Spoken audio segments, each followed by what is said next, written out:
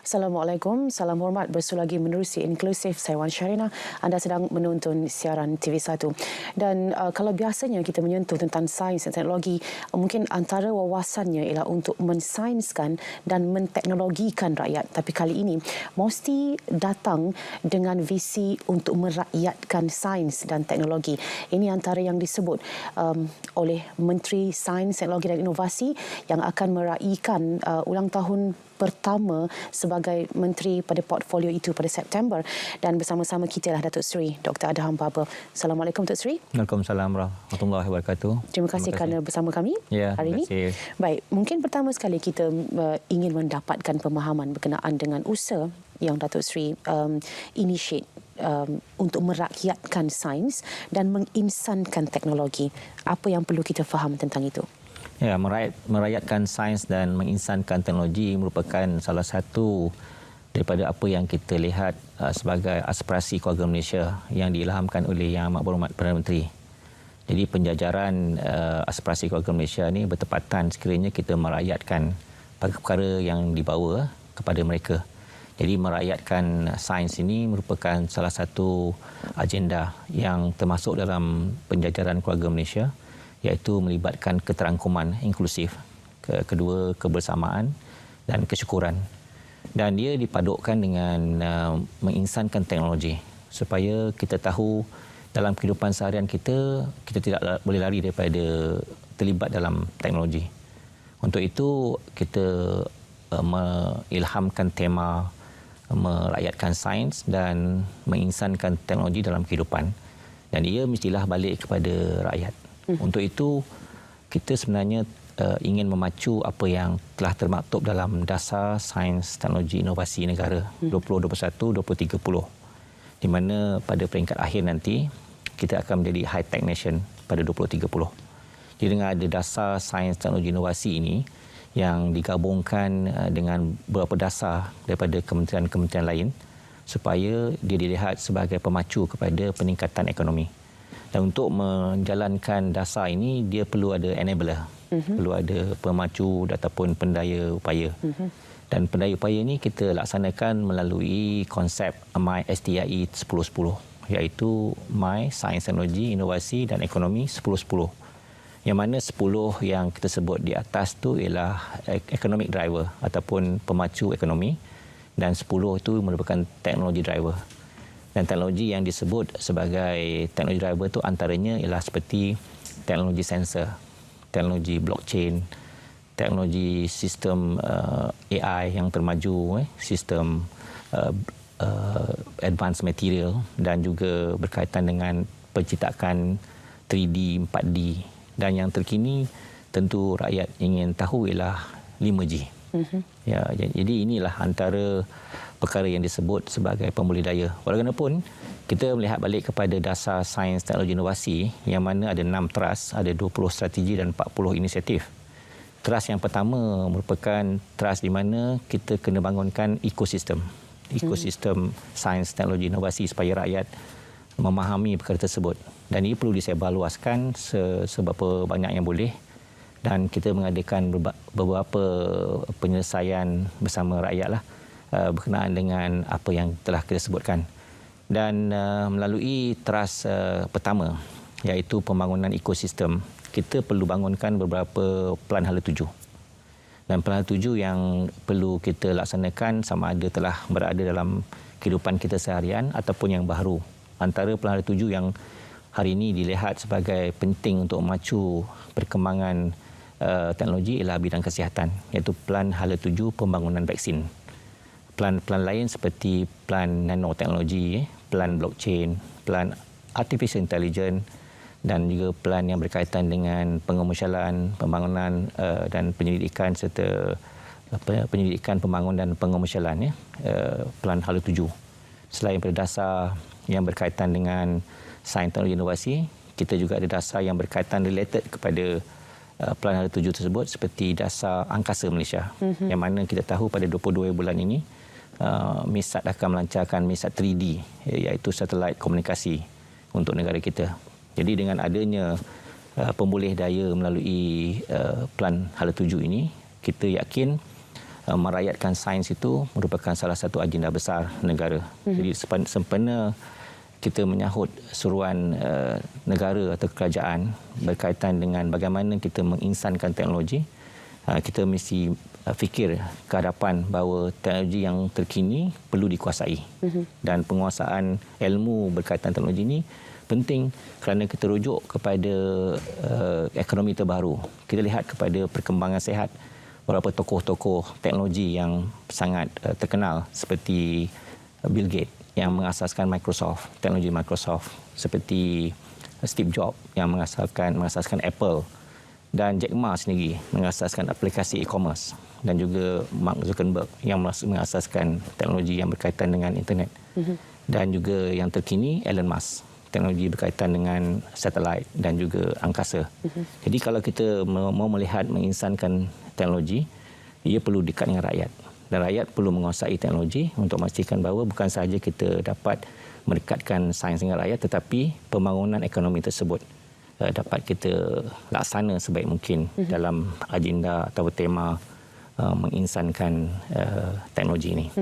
Datuk Seri menyebut satu kerangka yang saya kira sangat besar dan sangat luas, dan tentu saja cabaran untuk mencapai apa yang disasarkan menerusi wawasan ini, menerusi hala tuju ini juga besar, datang bersama-sama dengan impian kita. Dan kalau kita menyentuh nama-nama seperti Bill Gates sebagainya, Microsoft itu sendiri pun sudah hampir separuh abad usianya. Tapi di tempat kita, adakah kita sudah punya sesuatu yang kita boleh banggakan seperti mana mereka berbangga dengan Microsoft mereka? Sedangkan wawasan sains teknologi ini pun sudah cukup lama di negara kita. Ya, kita sebut penggunaan dengan perkara yang sama ada dia teknologi disruptif ataupun teknologi yang konstruktif. Kebanyakan teknologi merupakan teknologi disruptif. Jadi kita mengadakan beberapa program, inisiatif yang kita boleh bawa seperti program My Hackathon. My Hackathon ni ialah jalan penyelesaian bagaimana teknologi yang sebelum ini kita dapati bersama dengan kita boleh ditambah baik. Dengan adanya jalan penyelesaian My Hackathon, innovator ataupun pencipta dapat mengemukakan cetusan idea, dibawa kepada pitching ataupun kepada bagaimana mereka boleh menyelesaikan masalah, dan ada dana yang kita keluarkan untuk mereka perbaiki teknologi disruptif. Kedua ialah inisiatif membawa PKS ke Dubai Expo yang telah pun kita berjaya laksanakan bermula pada Oktober tahun 2021 hinggalah Mac tahun 2022, di mana 400 PKS berlandaskan teknologi inovasi dipamerkan di Dubai Expo 2020. Dan ini membawa kepada bagaimana kita bukan saja mempamerkan kehebatan cetusan inovasi dan teknologi kita, tetapi kita juga dapat mengambil usaha sama dengan pihak yang disebutkan tadi. Dan melalui usaha Dubai Expo 2020 ini, bukan sahaja kita dapat memaklumkan kepada dunia bahawa we have a right technology untuk mereka gunakan sama. Di samping kita melaksanakan apa yang dipanggil kolaborasi. Dunia teknologi sekarang dia perlukan banyak kolaborasi, transfer of teknologi, memberi teknologi dan juga penyertaan mereka di pasaran dunia. Dan kita juga telah melawat satu Akademi Sajarah di UAE masa Expo Dubai 2020. Saya telah melawat Akademi Sajarah di mana mereka membina Makers Lab. Makers Lab ni di mana seawal anak-anak muda masuk ke dalam Makers Lab untuk mencipta, menginovasi, dan saya lihat kanak-kanak sekolah datang ke situ untuk mereka galakkan supaya teknologi yang dahulu kita panggil disruptif boleh kita perbaiki. Dan di negara kita, kita juga melalui Meranti sebagai enabler, kita bina Makers Lab kita yang pertama dalam negara dan akan bermula fully operated bulan November tahun 2022 ini. Proses ini telah kita mulakan dengan beberapa produk seperti 3D printer. Dan kita ada produk seperti laser cutting dan juga menyusun semula berkaitan dengan pembangunan drone.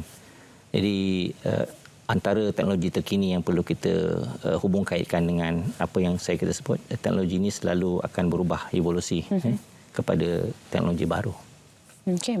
Dan difahamkan kita juga telah ada Yayasan Inovasi sejak sekian lama di bawah MOSTI yang juga fungsinya untuk melahirkan lebih ramai inovator dalam kalangan kita.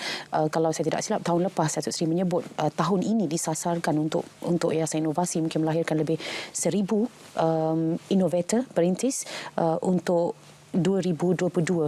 Bagaimana dengan mungkin perkembangan Yayasan Inovasi sendiri dan juga apa yang telah pun kita dapat sebagai outcome daripada visi yang telah sekian lama ini? Ya, benar. Dalam kita merangka pembangunan teknologi, kita perlu lihat bagaimana kita boleh mengaruskan perdana sains teknologi di peringkat akar umbi. Sebab tu kita libatkan Yayasan Inovasi Malaysia. Yayasan Inovasi Malaysia ini mempunyai tumpuan kepada pembangunan inovasi tempatan di lokal, peringkat lokal, peringkat tempatan. Kita mahu merakyatkan sains. Jadi kita buka apa yang dipanggil ruang reka di beberapa negeri, antaranya Negeri Terengganu, Negeri Sembilan dan Johor sendiri.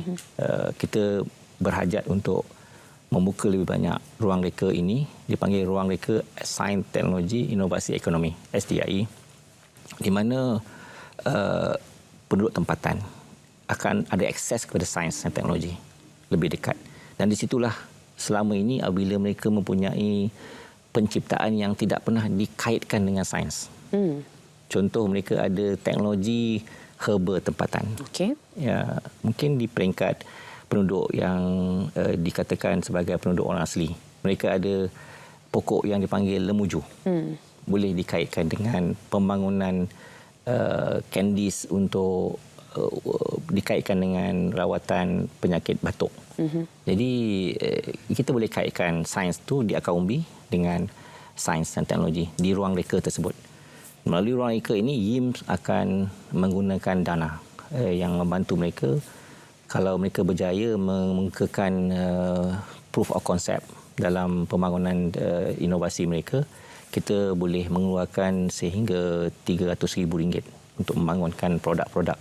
Dan produk ini boleh kita jadikan sebagai asas kepada pembesaran teknologi ke arah pengomersialan. Inilah cara kita mendekatkan sains dengan PKKMB dengan membangunkan ruang reka STIE di beberapa kawasan. Dan seperti mana kita berhajat, kita ingin membuka lebih banyak ruang reka STIE di beberapa negeri lain dalam masa yang terdekat. Dan insya-Allah kita dapat mencari pencetus idea, pencipta di peringkat akar umbi, terutama sekali menyelesaikan masalah mereka yang berada di bawah B40 dan juga mereka yang berada di akar umbi sendiri. Tak kiralah mereka pelajar ke pakcik-makcik ke ataupun mereka yang ada pengalaman dalam sains, tetapi tak dapat akses kepada macam mana kita boleh naikkan nilai sesuatu produk tersebut. Mungkin ini yang boleh kita samakan sebagai melentur bulu dari rebung. Rebung itu di peringkat akar umbi.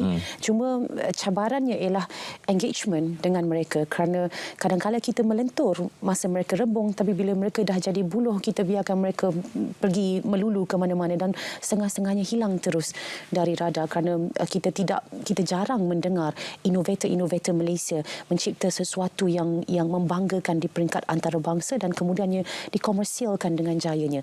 Adakah kementerian berdepan dengan cabaran juga pada peringkat pengkomersialan ini dan dengan kerjasama mungkin institusi swasta yang sepatutnya boleh membantu? Ya, kita selalu melihat bagaimana kita cuba menghalang valley of death. Dalam satu inovasi tersebut ada peringkat permulaan, level teknologi mana yang mereka perlu diketengahkan. Dan sebelum mereka pergi ke pengomersialan, mereka akan sedaya upaya untuk dibangunkan supaya kos-kos untuk mereka didanakan ataupun kos-kos untuk pendidikan atau bimbingan terhadap penambahbaikan inovasi mereka itu dapat dikomersialkan. Jadi usaha kita tidak terhenti di peringkat kerajaan saja, tetapi kita kerjasama collaboratively dengan researcher. Kita ada program nama RISE, iaitu Researcher Industry Scientific Exchange, di mana kerajaan berhajat supaya dulu kalau melihat kepada fundamental research, hari ini kita kena banyakkan berkaitan dengan experimental research. Dan experimental research ni tentu sekali melibatkan researcher. Researcher ini datang daripada pusat pendidikan tinggi, daripada agensi yang sedia ada dan juga mereka yang dalam industri swasta. Dan bila kita telah kaitkan mereka ini, collaborative effort mesti ada. Kita panggil triple helix ke quadruple helix, iaitu mesti ada kerajaan, mesti ada entrepreneur, mesti ada funder dan mesti ada yang dipanggil akademia.